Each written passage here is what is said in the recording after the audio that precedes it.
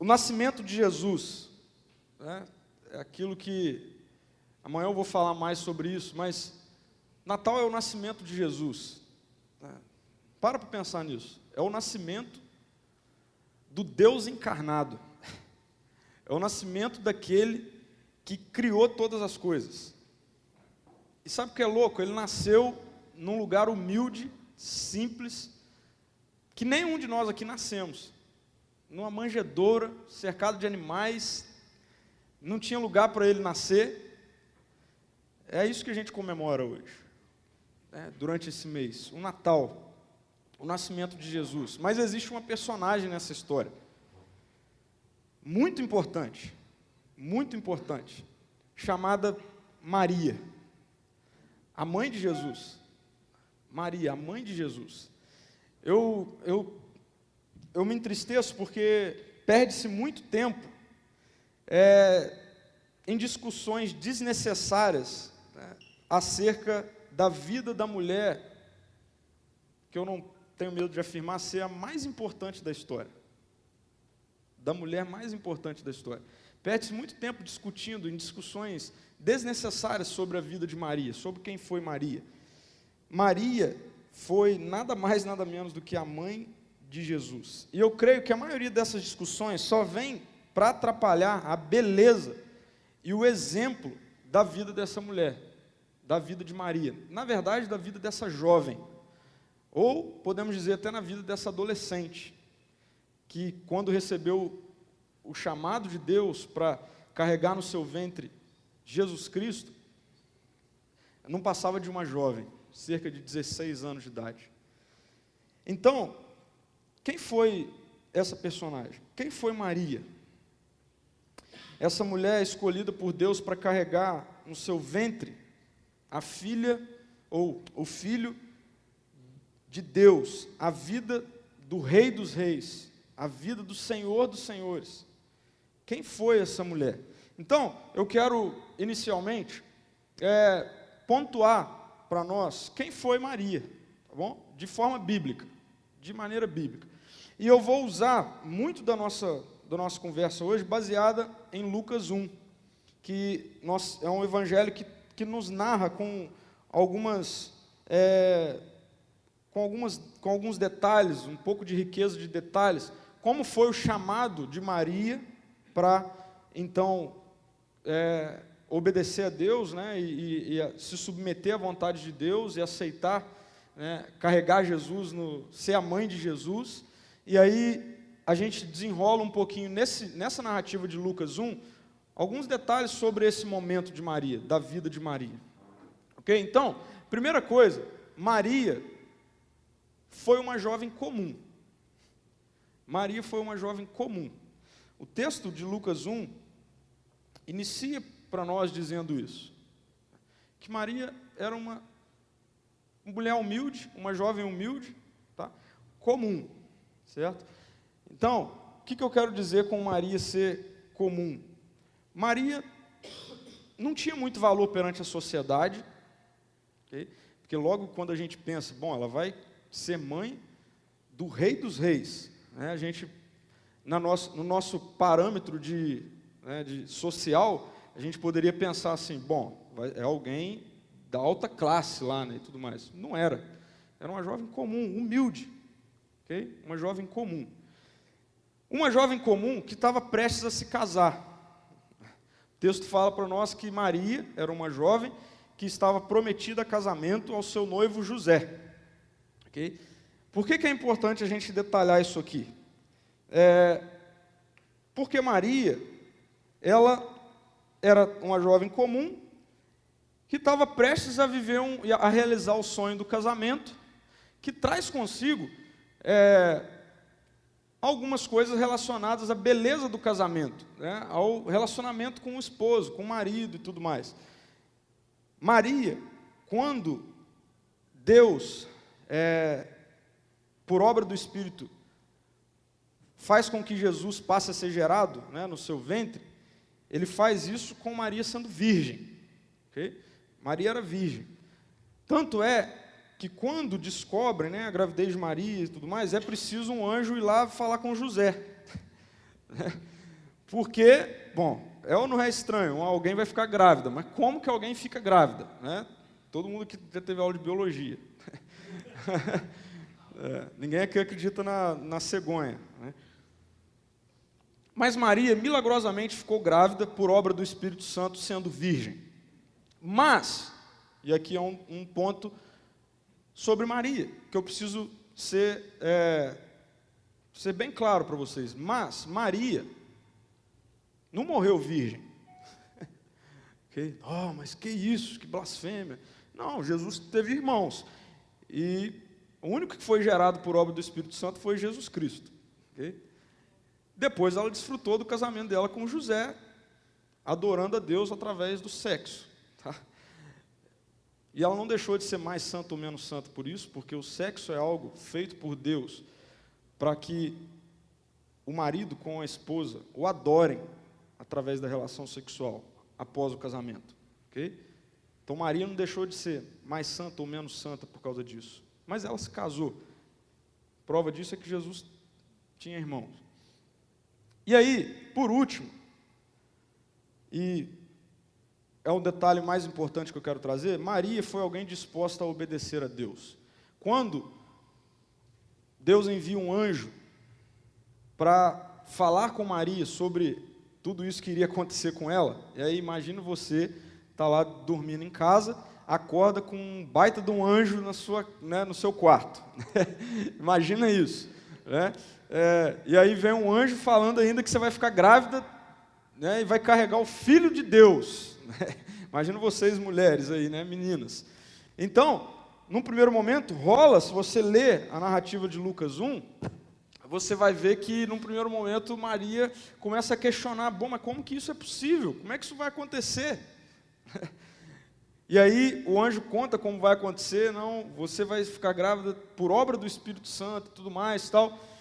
Mesmo num momento assim, que eu vou confessar para vocês, que eu estaria tomado de temor, né?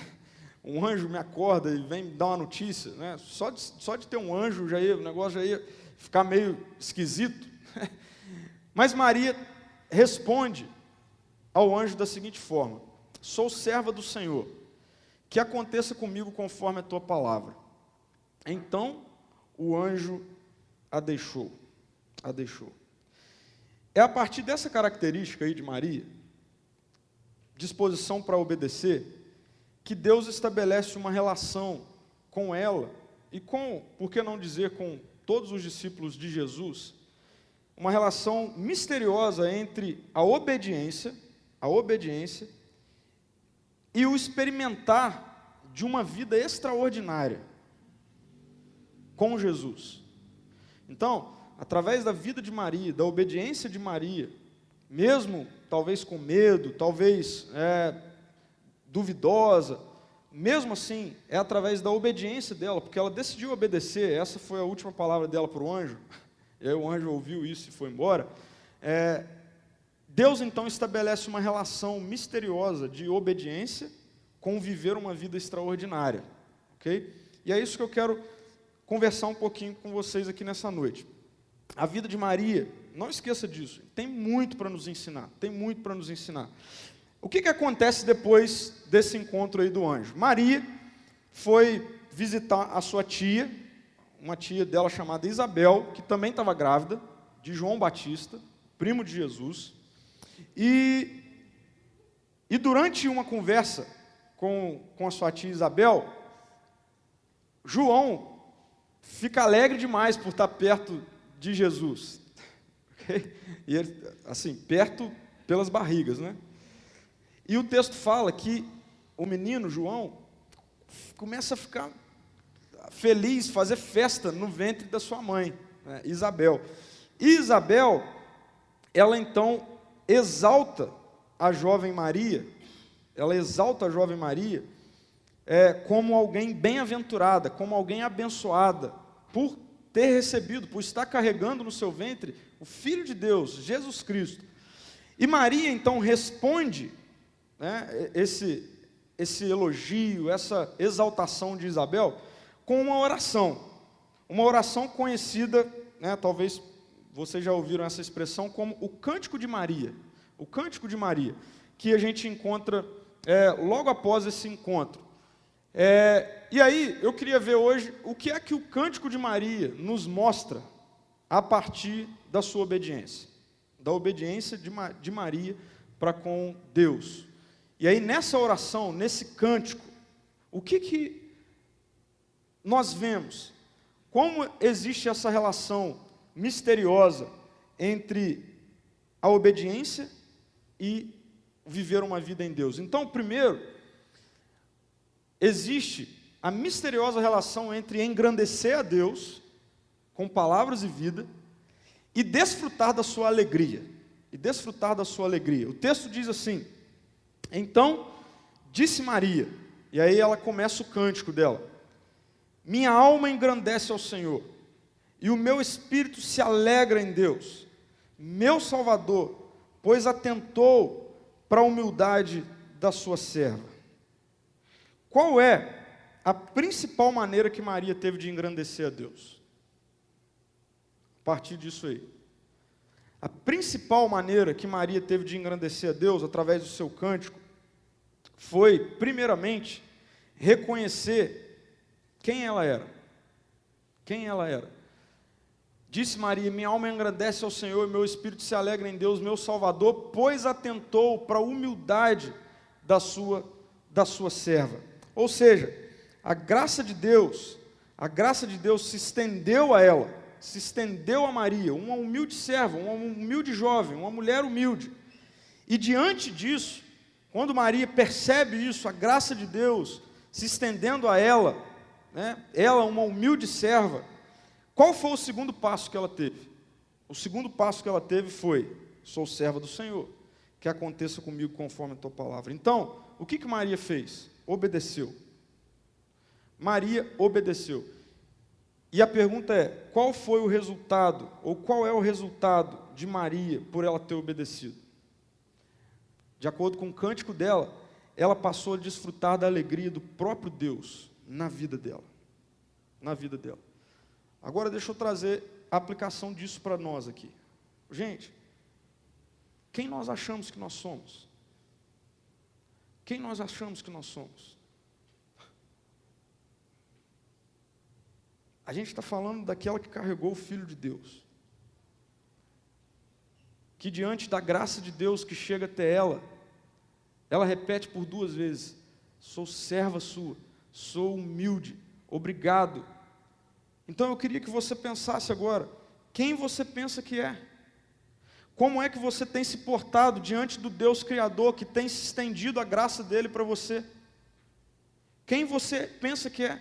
Quem eu penso que sou? Eu queria pedir licença, perdoe minha franqueza, mas nós nos achamos demais. Nós nos achamos demais. Questões práticas para mostrar isso. Qualquer coisa que acontece na nossa vida, nós nos achamos no direito de, então, não querer adorar a Deus. Qualquer notícia ruim que nós recebemos durante a semana, não estou minimizando, pode ser que de fato seja uma notícia muito ruim e tudo mais, que nos afete alguém ao nosso redor, tal. Mas nenhuma notícia, nada que acontece na minha vida e na sua vida, pode ser usado por mim e por você como desculpa para nós, então, não adorarmos a Deus. Nós nos achamos demais. Qualquer coisa vira prioridade na nossa vida. Eu não quero ser, de coração, legalista nesse momento, tá? Mas qualquer aniversário de 15 anos tira a gente de um compromisso com Deus. Qualquer festa na faculdade tira a gente de um compromisso com Deus, de um sábado à noite. Qualquer excursão, viagem. Eu só queria perguntar, será que nós nos achamos demais? Não, nós não nos achamos demais. Nós não somos a prioridade. Isso precisa ficar claro. Isso é uma afronta à nossa geração, ok? Que é uma geração cercada de individualidade, de hedonismo, de egoísmo, okay? Essa psicologia demoníaca que fala para os nossos pais que eles não poderiam nos bater, okay? Nos corrigir, tá? Sabe o que criou? Criou um monte de gente mimada, criou um monte de gente que se acha o centro da história. Mas nós estamos diante da mulher que carregou Jesus no seu ventre, e quando ela percebe a presença de Deus e o movimento de Deus de agraciá-la, ela não consegue dizer nada além de: Senhor, sou serva tua, faça o que o Senhor quiser comigo. Ela estava, e ela sabia que ela corria risco perante a sociedade de ser apedrejada, porque ela iria parecer grávida, e na sociedade na qual ela vivia, uma mulher que aparecesse grávida sem ser casado, logo ela seria vista como uma adúltera, e a lei para uma mulher adúltera era apedrejamento. Mas ela tirou ela do centro, porque ela sabia que ela estava diante de Deus, diante de Deus, e que diante de Deus só restava uma coisa para ela: obedecer. Obedecer. Você tem obedecido a Deus? Você tem obedecido a Deus? Você tem se relacionado com a palavra de Deus? Você tem relacionado com momentos como esse aqui, onde você ouve sobre as implicações do Evangelho na sua vida hoje e tudo mais? E o que você tem feito com isso? O que você tem feito com isso? O que eu tenho feito com isso? Diante de Deus, presta atenção nisso, diante de Deus só nos resta uma coisa: humildade e obediência. Para quê? Para a gente experimentar a alegria da vida de Deus. Deus não quer que nós o obedeçamos para a gente virar um monte de gente bitolada, um monte de gente infeliz. Não, a obediência a Deus, durante toda a Escritura, você pode ler, sempre está relacionada com viver bem, viver feliz, ser alegre, receber das bênçãos de Deus, da paz que excede todo entendimento. Nós precisamos começar uma geração que volte-se para a Escritura, com isso em mente. O meu encontro com as Escrituras é um encontro onde eu vou aprender sobre o que é que Deus quer para mim, e eu vou obedecê-lo. O nosso encontro com as Escrituras não deve ser um encontro onde a gente retém só o que é bom para a gente, e a gente afasta aquilo que não é bom para a gente. Essa palavra do apóstolo Paulo não diz respeito às Escrituras, porque das Escrituras a gente tem que reter tudo e obedecer a tudo. Para quê? Para experimentar a alegria da vida de Deus. A alegria da vida de Deus. É isso que tem que estar na sua mente. É isso que tem que estar na sua mente. Quando a palavra de Deus diz que você, jovem, adolescente, menino, menina, que você não pode transar com o seu namorado, a palavra de Deus não está falando isso porque ela é má. Ela está falando isso porque ela é muito boa. E se você fizer isso, você vai ser muito feliz quando você se casar. A palavra de Deus não está dizendo que você não deve ir para uma balada, ok? Com as intenções que todos os rapazes e as moças vão hoje, de ficar com não sei quantos e tudo mais. A palavra de Deus está dizendo que não é bom que a luz se misture com as trevas, porque não tem como isso dar certo. A palavra de Deus está mostrando isso, não é para te proibir de algo que, poxa, é legal, todo mundo curte. Ela está fazendo isso porque Deus te ama. Quando Deus coloca sobre nós princípios e valores para nós obedecermos, é porque Ele nos ama. Ele nos ama. E eu tenho certeza, convicção, porque eu creio na palavra de Deus, que vai chegar no fim da sua vida e da minha vida, você vai olhar para trás e tudo que você tiver obedecido a Deus, você não vai ter um arrependimento sequer. Nenhum. Então, a gente precisa sair do centro. A gente precisa sair do centro, urgentemente. Gente, nós precisamos entrar um novo ano com isso em mente. O centro da história não sou eu. O centro da história não são as minhas vontades. O centro da história não são os meus desejos. O centro da história é Jesus Cristo. O centro da história é o Deus que criou todas as coisas e que se voltou em misericórdia até nós com graça e quer nos dar vida, vida plena, vida alegre. Será que nós temos obedecido a Deus? O Salmo 119, versículo 9, diz assim: como pode o jovem manter pura a sua conduta? Como pode o jovem manter pura a sua conduta? E aí a resposta? Vivendo de acordo com a tua palavra, com a palavra de Deus.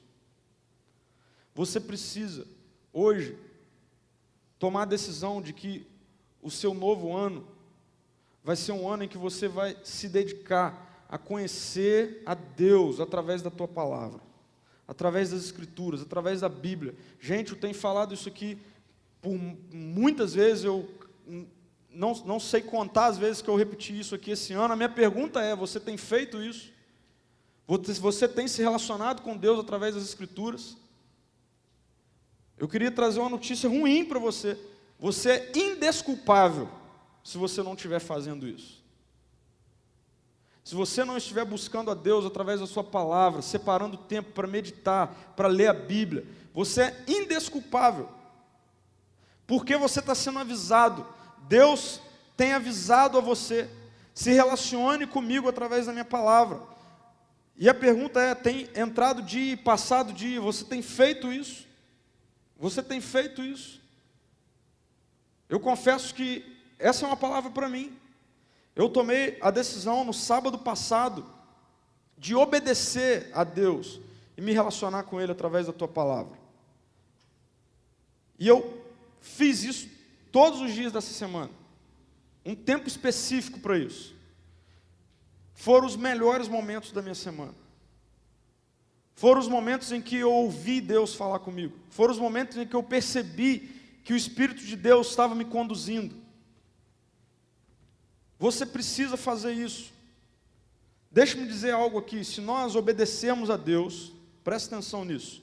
Se nós obedecermos a Deus, se você obedecer a Deus, se eu obedecer a Deus, essa não é uma mensagem de troca com Deus, ok? De barganha com Deus, não é. Mas a Bíblia diz que se nós o obedecermos, pode vir problemas, e eles vêm. O problema não é vir o problema. O problema é quando vem o problema. E se você estiver obedecendo a Deus, o problema pode vir, e a palavra dele garante que você não vai cair. Veja só o que o Salmo 91, de 1 a 7, essa palavra Deus trouxe a mim hoje de manhã, esse salmo. Olha só. Eu queria que você fechasse os olhos para eu ler o salmo. Fecha os olhos aí, fecha os olhos. Deixa eu ler esse salmo. Fecha o seu olho. Ouça o salmo. Aquele que habita no abrigo do Altíssimo e descansa à sombra do Todo-Poderoso, pode dizer ao Senhor: Tu és o meu refúgio e a minha fortaleza, o meu Deus em quem confio. Ele o livrará do laço do caçador e do veneno mortal. Ele o cobrirá com as suas penas, e sob as suas asas você encontrará refúgio. A fidelidade dele será o seu escudo protetor. Você não temerá o pavor da noite, nem a flecha que voa de dia, nem a peste que se move sorrateira nas trevas, nem a praga que devasta ao meio-dia. 1000 cairão ao seu lado, 10.000 à sua direita, mas nada o atingirá. Pode abrir o olho. Aquele que descansa no Senhor, aquele que tem no Deus vivo o seu protetor, o seu escudo. Deus envia os teus anjos para proteger. Pode cair 1000 ao nosso lado, 10.000 à nossa direita, mas nada o atingirá. Porque nós temos em Deus a nossa proteção. Nós temos em Deus a nossa proteção. Então, a primeira parte do Cântico de Maria nos mostra isso. Uma misteriosa relação entre engrandecer a Deus com palavras e vidas, obedecer a Deus e desfrutar da sua alegria. Desfrutar da sua alegria. Mas uma segunda relação que o Cântico de Maria nos mostra, a partir da sua obediência, é uma misteriosa relação entre engrandecer a Deus com palavras e vidas, ou seja, obedecer a Deus e ver suas bênçãos sobre a geração seguinte. Sobre a geração seguinte. Maria diz assim: de agora em diante, todas as gerações me chamarão bem-aventurado, pois o poderoso fez grandes coisas em meu favor, santo é o seu nome. A sua misericórdia estende-se aos que o temem de geração em geração. Gente, infelizmente, presta atenção aqui em mim, infelizmente, nós somos parte de uma geração que tem o campo de visão muito limitado. O que eu estou querendo dizer com isso? A gente não pensa a longo prazo. Nós pensamos muito no hoje. Isso faz parte da nossa formação. Okay? Isso faz parte, infelizmente, não é culpa nem dos nossos pais, da cultura na qual nós crescemos, que é uma cultura imediatista, uma cultura individualista, uma cultura que nos ensinou a pensarmos só em nós mesmos, só em nós mesmos. A gente não faz planos a longo prazo. Okay? Quando nós fazemos planos a longo prazo, nós fazemos planos relacionados a nós. Mas você faz planos relacionados aos seus filhos? Aos seus netos? Aos seus bisnetos? Você já pensou nisso? Existe uma grande possibilidade de você ter filhos, existe uma grande possibilidade de você ter netos, de você ter bisnetos, afinal de contas você tem bisavôs, tataravôs. Deixa eu dizer algo para você. A Bíblia nos diz que existe uma relação entre a nossa obediência a Deus hoje,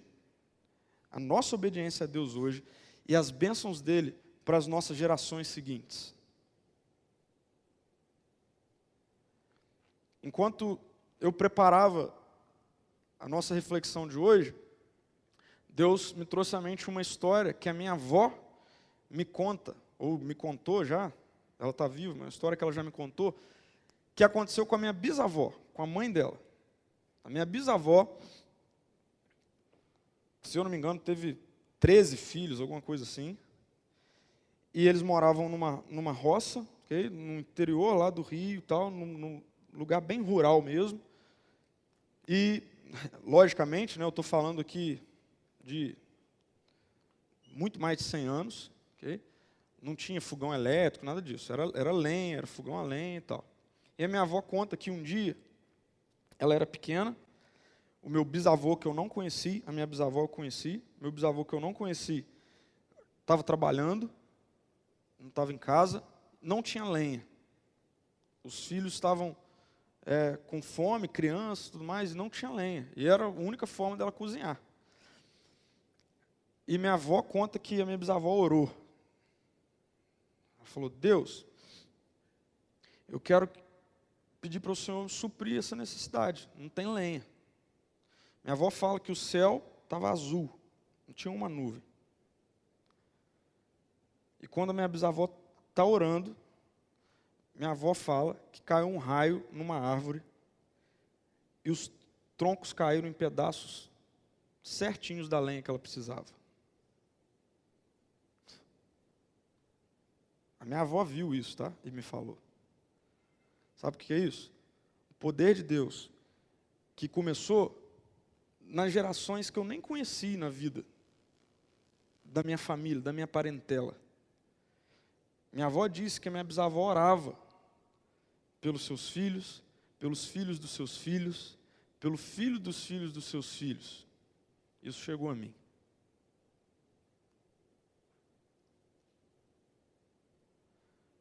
Eu não sei qual é a sua história familiar. O que eu sei é que existe uma relação entre a sua obediência a Deus, ao seu temor a Deus e as futuras gerações. Deus é um Deus que trabalha daqui para frente. Deus não é um Deus que trabalha no seu passado. A palavra de Deus diz que quando nós nos rendemos ao Evangelho, todas as coisas são feitas de novo. A palavra de Deus diz que o que ficou para trás, o passado, ficou para trás. Tudo se faz novo. Então, gente, isso é muito sério, porque a vida passa muito rápido. Vocês viram 2016 passar? Eu não vi. A vida passa muito rápido. A vida passa muito rápido. Daqui a pouco vocês vão ter filhos. Daqui a pouco vocês vão se casar. Daqui a pouco vocês vão constituir família, ter filhos. O tempo passa rápido. Vocês vão ver os filhos de vocês namorando, casando, tendo filhos. E imagine só, você olhar para a sua geração futura e você poder adorar a Deus, dizer: Deus, o Senhor é fiel. Por causa da sua vida de obediência, da sua vida de temor a Deus. E esse negócio chega rápido. Eu pisquei o olho e eu tenho uma filha. E isso começa a fazer sentido dentro de mim. Porque agora eu olho para minha filha e eu vejo que existe uma relação estreita entre a minha vida com Deus e ela. Isso daqui a pouco vai chegar para vocês.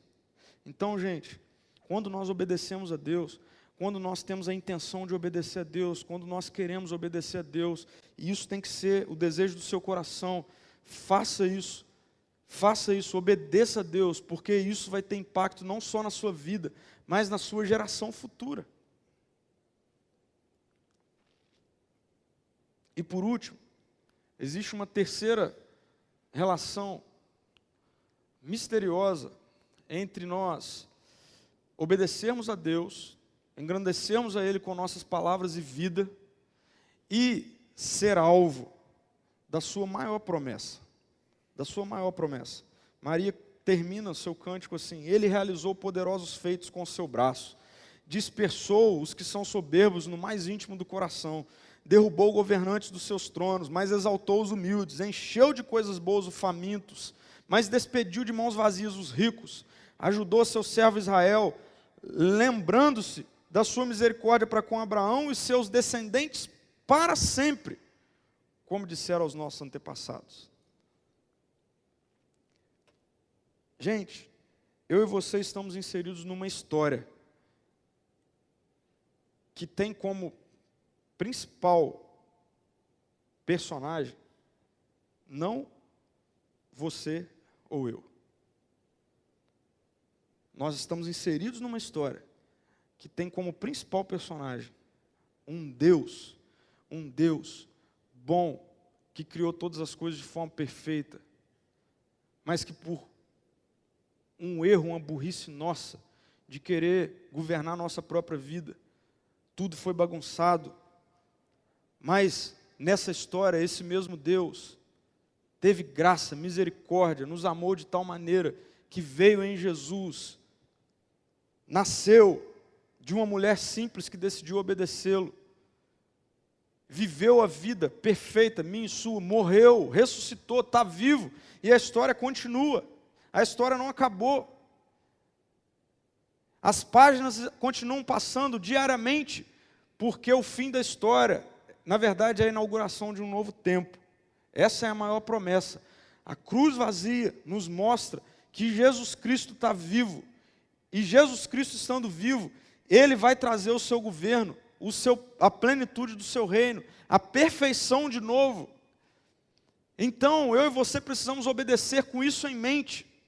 Quando nós obedecemos, presta atenção nisso, grava isso aqui. Quando eu e você, nós decidimos ir contra algo que é desejo nosso, mas que nós sabemos que não faz parte do governo de Deus, quando nós decidimos ir contra o nosso próprio desejo e obedecer a Deus, o que está acontecendo é a plenitude do reino, a perfeição do reino está vindo até nós. O que a gente vai experimentar um dia. Não abra mão, não é fácil, mas não abra mão de obedecer. É por isso que serve a igreja, é por isso que nós precisamos caminhar juntos. Por isso que nós precisamos confessar os nossos pecados, pedir oração. Porque nós não podemos abrir mão de obedecer, porque existe uma relação entre a obediência agora, a vida de Jesus agora, a alegria dele agora, bênção para as nossas futuras gerações, mas o principal é porque obedecendo agora o que está acontecendo é que o reino pleno já está vindo. Jesus está voltando. para estabelecer a perfeição de novo. Eu não sei você, mas eu quero muito fazer parte disso. Eu quero muito fazer parte disso. Eu quero muito.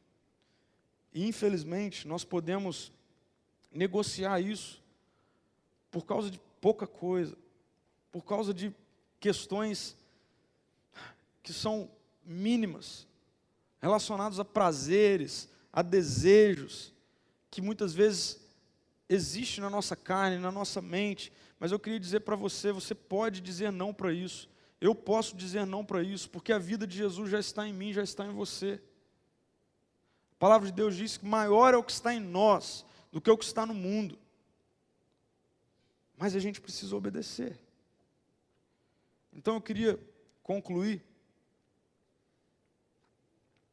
com a vida de Maria, a jovem que responde à graça com obediência.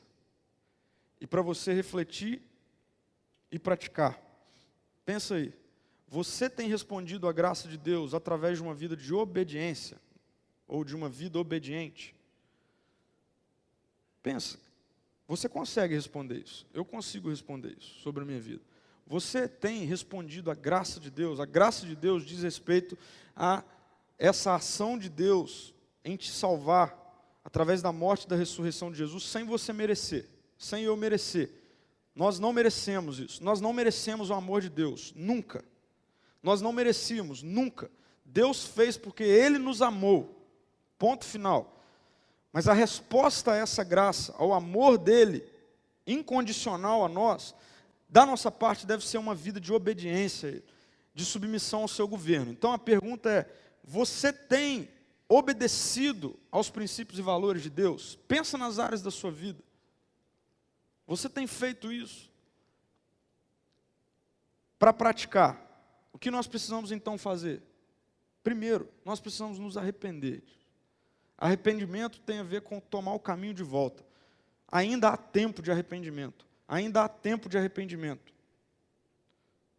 Enquanto Jesus não volta, ainda há tempo da gente olhar e dizer, opa, estou tomando o caminho errado, preciso voltar para o caminho certo. Você precisa fazer isso, modificar isso na sua vida hoje. E aí, eu queria trazer a relação da vida de obediência, dentro aí de uma esfera de passado, presente e futuro. Com relação ao seu passado, quando nós decidimos abrir mão do governo da nossa vida, nos arrepender, o que acontece instantaneamente é perdão e cura. Perdão e cura. Se você se arrepende agora de uma vida de rebelião, se arrepende agora de estar tomando decisões que você sabe que não deveria tomar, o Espírito Santo de Deus vem sobre você com perdão e cura. O Espírito de Deus não fica te acusando, não fica me acusando. Deus nos perdoou quando nós nos arrependemos. Mas também existe uma relação presente. A relação presente é nós vivemos a alegria do próprio Deus em nós. Uma alegria que, de acordo com as Escrituras, é uma paz que excede o entendimento humano. É inexplicável. Só vive a paz que excede o entendimento humano aqueles que se rendem ao Evangelho. Porque é a alegria do próprio Deus. Do próprio Deus. Você tem vivido essa alegria? Porque se você não estiver vivendo essa alegria, possivelmente é hora de você se arrepender de algo que você tem feito, ou de querer governar a sua própria vida. E por último, existe uma relação futura, a vida eterna no reino de Deus, que vem a partir da graça dele sobre nós. E a graça dele é tão maravilhosa que ele tem um novo estilo de vida. Por isso nós precisamos obedecer esse novo estilo de vida. A lei de Deus nunca foi castigo de Deus. Foi prova do amor de Deus. Tanto é que Jesus disse, eu não vim anular a lei. Eu vim cumprir a lei. Por quê? Porque só ele conseguiria cumprir. Mas agora, porque ele conseguiu cumprir, a vida dele está em mim e você, nós podemos diariamente dizer não para o nosso pecado, para o nosso eu, para as nossas vontades, para os nossos desejos, e querer viver a vida dele em nós. O que precisa? Arrependimento e começar de novo. Eu gosto de fim de ano e início de ano, momentos de reflexão. Eu vejo o calendário, o Cronos, o tempo que a gente vive e vê, que Deus não está nele, mas eu vejo isso como sendo graça de Deus. Graça de Deus para nos mostrar, acabou um tempo, vai começar outro tempo. Acabou um tempo, vai começar outro tempo. É hora de refletir, é hora de fazer novos planejamentos, é hora de deixar para trás o que não foi bom, é hora de continuar crescendo no que já foi bom. O que nós precisamos fazer? Arrepender e decidir obedecer. Porque a vida de Jesus gera poder em mim, em você. Maria é um exemplo para nós de alguém que, mesmo sendo humilde, mesmo passando por circunstâncias sociais, ok? Casamento marcado e tudo mais, decidiu obedecer.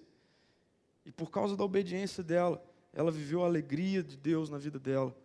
Ela viu as gerações dela serem abençoadas. Jesus Cristo faz parte da geração dela. E hoje ela está vivendo a plenitude do reino de Deus. Que a vida dela nos cause impacto nessa noite. Que a gente pense sobre isso nessa noite. Que a gente vá dormir pensando nisso. Deus, esse ano muita coisa não foi legal. Deus, me perdoe e eu quero começar de novo. Eu quero fazer diferente. Porque eu quero viver a sua alegria, Deus. Vamos orar? Senhor Jesus, obrigado pela Tua presença no nosso meio, Tua presença real, Tua presença, Pai, que traz libertação e cura. Obrigado por tudo que o Senhor fez aqui nessa noite, Deus. Obrigado pela Tua presença, Senhor. Eu quero te pedir por cada adolescente jovem que vai embora para casa daqui a pouco, Deus, que a alegria da Tua salvação inunde, Pai, as nossas vidas, Deus. Que a gente saia daqui sorrindo, porque Jesus veio, morreu e ressuscitou no nosso lugar. Porque o Senhor está vivo, Deus. Pai, em nome de Jesus, todas as intenções do mal, em nome de Jesus, não tenha nenhuma autoridade sobre nenhum adolescente jovem aqui do nosso meio. Que o Senhor nos encha com a Tua presença, com a Tua vida, Jesus. Espírito Santo de Deus, seja derramado na vida de cada adolescente jovem aqui nessa noite, Senhor. Nos dê uma semana alegre, uma semana de paz. E que na semana que vem, cheio de vida, a gente possa te celebrar em amizade, em unidade, em nome de Jesus, enquanto nós te aguardamos, Senhor. Amém, Deus. Amém, amém. Muito bom, gente.